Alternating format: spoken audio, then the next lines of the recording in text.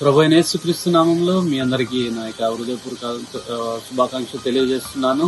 అందరు ఎలా ఉన్నారండి? దేవుని కృపను బట్టి మీరందరూ క్షేమంగా ఉన్నారని, అలాగే మీ అందరి కోసము ప్రతిదినము మా యొక్క అనుదిన ప్రార్థనలో మేము మీ కొరకు జ్ఞాపకం చేసుకుని మీ యొక్క పనుల్లోనూ అలాగే మీరు చేస్తున్న ప్రతి ఒక్క అనుదిన కార్యక్రమాలను దేవుడు మీకు తోడుగా ఉన్నట్లుగా మేమందరము ప్రార్థన చేస్తున్నాం. అలాగే ఈరోజు వాక్య భాగంలో ధ్యానంగా మనము Proverbs 8th chapter and 17th verse మనము ధ్యానం చేసుకున్నాం. సామెతల గ్రంథము 8వ అధ్యాయము 17వ వచనాన్ని మనం ధ్యానం చేసుకున్నాం. నన్ను ప్రేమించు వారిని నేను ప్రేమించుతున్నాను, నన్ను జాగ్రత్తగా వెతుకువారు నన్ను కనుగొన్నారు.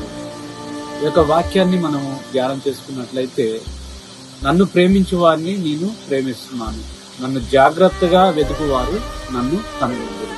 మనము చాలాసార్లు మనల్ని ఎవరు ప్రేమిస్తారా, ఎవరు మనల్ని ఆదరిస్తారా, ఎవరు మన యొక్క బాధలు వింటారా అని చెప్పి మనము ఎంతో మందిని మనము ఎదురు చూస్తూ ఉంటాము, జాగ్రత్తగా మనము వెతుకుతూ ఉంటాము.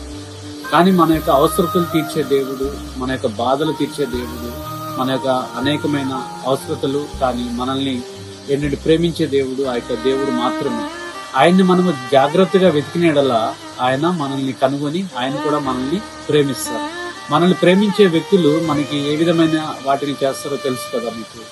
ఎంతగా ఏంటంటే మనం చనిపోమంటే చనిపోతారు, ఏంటంటే మనల్ని ఏది తీసుకురమ్మంటే అది తీసుకొని వస్తారు. అలాగే దేవుని కూడా మనం జాగ్రత్తగా వెతికి మనము దేవునిని మనము ప్రేమించినట్లయితే దేవుడు కూడా ఏం చేస్తాడంటే మనల్ని ప్రేమిస్తాడు. మనల్ని ప్రేమించే వ్యక్తుల కోసం మనం ఏ విధమైన సహాయం చేస్తామో అదే విధముగా దేవుడు కూడా మన కోసము మనం ఆయన్ని జాగ్రత్తగా వెతికినట్లయితే, ఇక్కడ జాగ్రత్తగా వెతకడం అంటే ఆయనను పరిపూర్ణంగా మనము ఆయనను సేవించాలి, జాగ్రత్తగా ఆయనను ఆరాధించాలి, జాగ్రత్తగా మనము ఆయనను ఏం చేయాలంటే వేడుకొనాలి. ఆ విధంగా మనము ఆయనను వేడుకున్నట్లయితే, ఆయన్ని ఏంటంటే కనుగొన్నట్లయితే ఆయన మన దగ్గరికి వచ్చి మనల్ని ప్రేమించి మనకున్న అవసరతలన్నిటినీ తీర్చడానికి దేవుడు సిద్ధంగా ఉన్నాడు. కాబట్టి ఆయనను వెతుకువారు ధన్యులు. ఆయనను వెతికినట్లయితే మనకి ఏంటంటే ప్రతి విధమైన మన కుటుంబంలో ఉన్న ప్రతి ఒక్క సమస్యలు, మన కుటుంబంలో ప్రతి ఒక్క ఆటంకాలన్నీ తీరిపోతాయి.